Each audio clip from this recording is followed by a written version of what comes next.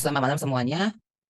Perkenalkan kami dari kelompok 5 akan mengangkat topik bakteri Listeria monocytogenes. Tapi sebelum masuk ke inti presentasi kami akan memperkenalkan diri kami terlebih dahulu. Perkenalkan, saya sendiri Erik Zasafasia. Saya Sultan Kacang. Saya Jolintan. Saya Menisaci.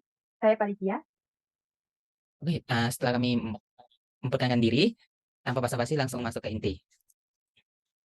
Oke, yang pertama itu ada apa itu bakteri Listeria monocytogenes yang akan dijelaskan oleh Felicia. Baik, jadi di sini saya akan menjelaskan tentang apa itu bakteri Listeria monocytogenesis. Jadi Listeria monocytogenes adalah bakteri batang intraseluler gram positif fakultatif yang bersifat katalase positif dan beta helolitik bila ditemukan pada agar darah. Bakteri ini dapat ditemukan di lingkungan lembab, tanah, air, tumbuhan, dan hewan yang membusuk.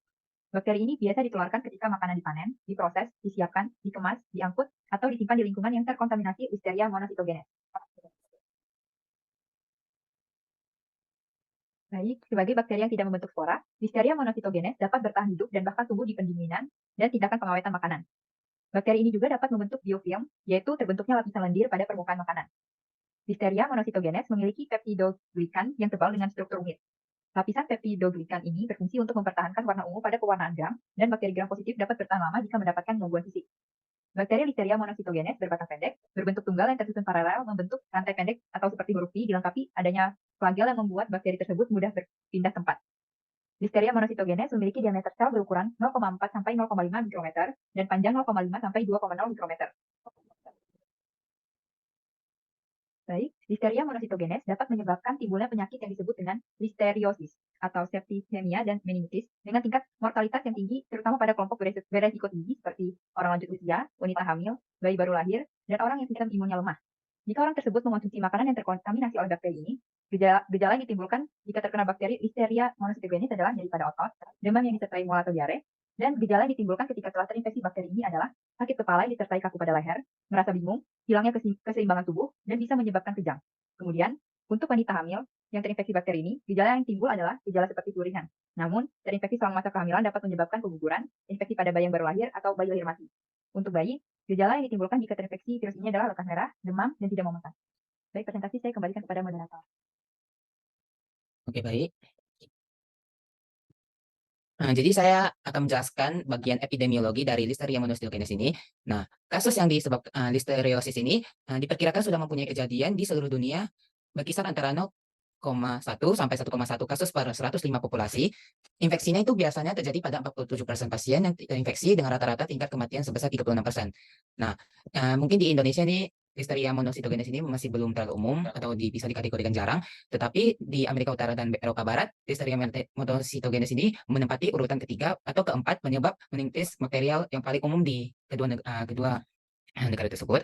Lalu pada tahun 2005, di mana statistik lengkap tersedia, itu kasus-kasus mengenai listeriosis ini dilaporkan ke Pusat Pengendalian dan Pencegahan Penyakit Amerika Serikat dengan kejadian tahunan sebesar 0,28 kasus per 105 populasi. Sebaliknya, tingkat infeksi itu jauh lebih tinggi pada populasi yang dianggap berisiko lebih tinggi.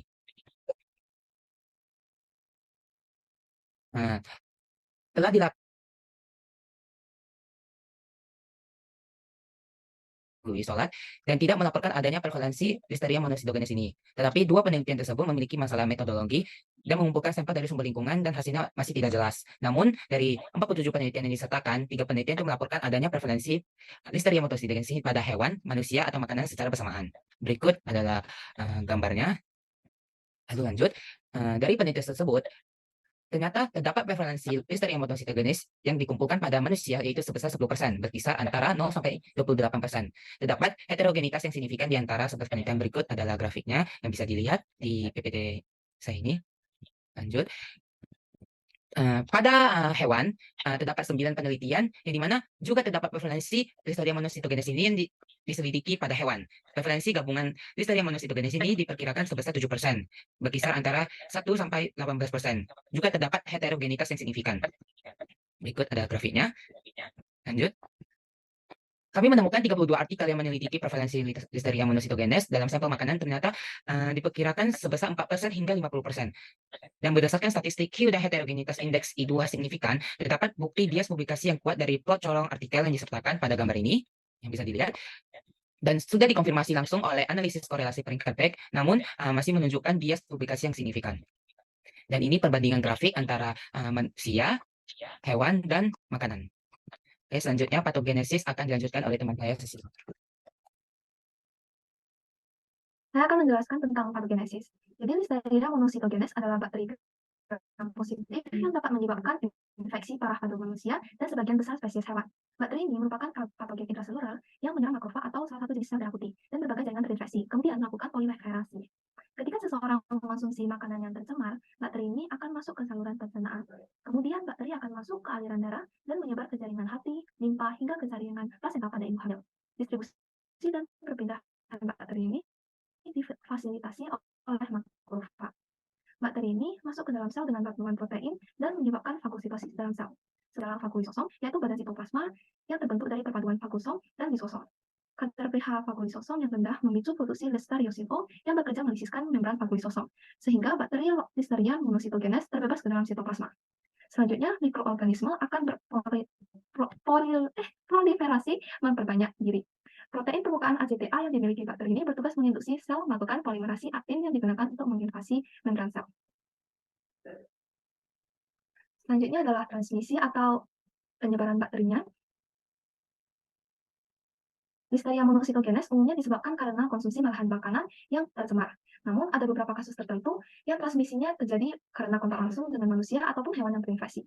Saat ini belum ditemukan infeksi antar manusia, kecuali pada transmisi vertikal dari ibu ke anak, dan transmisi cross infection di ruang bersalin. Bayi dapat terlahir dengan infeksi Listeria monocytogenes jika ibunya mengonsumsi makanan yang tercemar selama kehamilan. Maternal listeriosis ditransmisikan dari ibu pada fetus melalui rute transplacental. Fetus mungkin terinfeksi karena menelan cairan amnion atau air ketuban dan dapat juga oleh saluran reproduksi ibu yang terinfeksi. Lalu cara untuk mendiagnosis penyakit ini atau bakterinya terdapat 3 tahapan secara umum, yaitu tahap pre-analitik, analitik, dan post-analitik. Tahap pre-analitik merupakan tahapan sebelum uji laboratorium, mencakup proses sampling spesimen biologis dan sampel makanan. Spesimen biologis dapat digunakan untuk deteksi Listeria monocytogenes ini adalah kultur darah, cairan cerebrospinal, cairan amnion, dan feses. Sedangkan untuk sampel makanannya dapat berupa sampel padat, cair, dan sampel swab atau ucapan permukaan. Selanjutnya, tahap analitik mencakup proses pengujian sampel di laboratorium. Pertama, dilakukan proses pengayaan untuk meningkatkan jumlah populasi bakteri hingga dapat dideteksi dan diujikan. Ada 2 tipe konfirmasi database spesies Listeria monocytogenes, yaitu metode deteksi konvensional. Metode ini diawali dengan pengayaan untuk multiplikasi jumlah bakteri agar dapat dilakukan tes konfirmasi. Ada 2 jenis metode pengayaan, yaitu metode cold enrichment dan metode selective enrichment. Yang kedua, penanaman bakteri pada medium 4 agar selektif Listeria. Metode uji oleh Badan ISO adalah dengan melihat uji kemampuan ekskluinasi dengan menumbuhkan bakteri yang diasumsikan sebagai Listeria monocytogenes pada triptose soy agar bakteri tersebut diinkubasi selama 24-48 jam.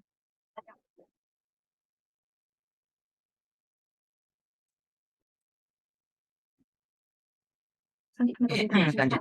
Ini perangkat deteksi khusus sensor. Kit yang beredar mempunyai berbagai. Selanjutnya, metode deteksi cepat. Perangkat deteksi cepat Listeria secara umum dan Listeria monocytogenes secara komersial. Kit yang beredar mempunyai berbagai jenis dan format pengujian.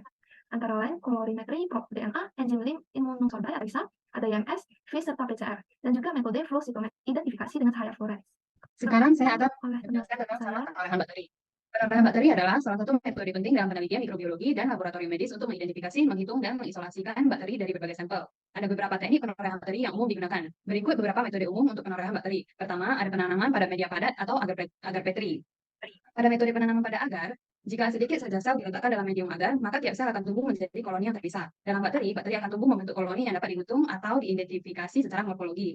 Kedua, ada penanaman pada media cair. Metode ini dapat dilakukan di laminary air flow, supaya tercegah dari kontaminasi bakteri udara. Sampel bakteri juga dapat ditanam dalam media cair seperti kaldu nutrien. Pertumbuhan bakteri dalam media cair akan menghasilkan jumlah bakteri yang lebih besar yang akan dapat diisolasi atau diidentifikasi.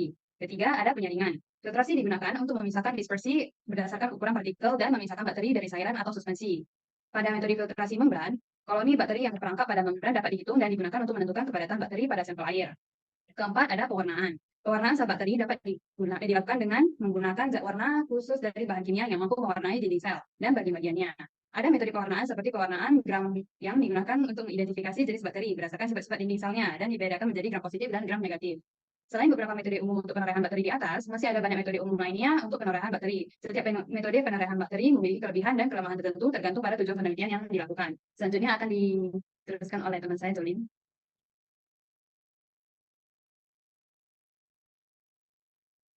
Terakhir, saya akan menjelaskan mengenai sterilisasi bakteri Listeria monocytogenesis. Di sini saya ingin menjelaskan mengenai pencegahan bakteri Listeria dan juga pengobatannya. Untuk yang pertama, pencegahan bakteri Listeria. Pertama, bilas bahan mentah dengan air mengalir seperti buah-buahan dan sayuran. Sebelum dimakan, dipotong atau dimasak. Bahkan jika hasil tersebut sudah dikupas, tetap harus dicuci terlebih dahulu. Kemudian, menggosok produk hasil pertanian seperti melon dan mentimun dengan menggunakan sikat bersih sebelum disimpan. Dan keringkan produk dengan kain bersih atau juga dengan kertas. Yang ketiga, pisahkan daging mentah dan unggas dari sayuran, makanan matang, dan makanan siap saji. Kemudian yang keempat, cuci peralatan masak berupa alat atau alas pemotong yang telah digunakan untuk daging mentah, unggas, produk-produk hewani sebelum digunakan pada produk makanan lainnya. Kemudian yang terakhir, cuci tangan menggunakan sabun sebelum mengolah makanan dan saat akan makan. Kemudian mengenai pengobatan bakteri Listeria. Pengobatan Listeria tergantung pada tingkat keparahannya. Pasien yang mengalami gejala ringan umumnya tidak memerlukan pengobatan khusus dan dapat sembuh dengan sendirinya. Pada pasien bergejala berat, ibu hamil, dan bayi baru lahir yang terinfeksi Listeria, pengobatan harus dilakukan di rumah sakit. Dokter akan memberikan infus antibiotik untuk mengatasi infeksi dan mencegah komplikasi. Berdasarkan jenis penyakitnya, ada dua cara pengobatan Listeria, yaitu yang pertama penyakit invasif. Orang dengan penyakit invasif harus diobati dengan antibiotik. Kemudian penyakit usus, kebanyakan orang sembuh dari penyakit usus tanpa pengobatan antibiotik. Antibiotik ini diperlukan hanya untuk pasien yang sakit parah atau berisiko menjadi sakit parah. Orang yang menderita penyakit usus harus minum lebih banyak cairan saat diare. Jika tidak ditangani, maka akan menyebabkan komplikasi seperti abses otak, radang selaput otak atau meningitis, radang otak atau ensefalitis, infeksi lapisan bagian dalam jantung atau endokarditis, kemudian keguguran bagi ibu hamil, stillbirth, dan terakhir sepsis. Sekian presentasi dari kelompok kami. Mungkin itu saja yang bisa kami jelaskan mengenai bakteri Listeria monocytogenesis. Terima kasih. Mungkin berikut daftar pustaka mengenai dari mana saja kami mendapatkan sumber-sumber yang sudah kami tunjukkan dalam presentasi kami ini. Mungkin sekian dari kelompok kami. Terima kasih atas perhatiannya. Malam.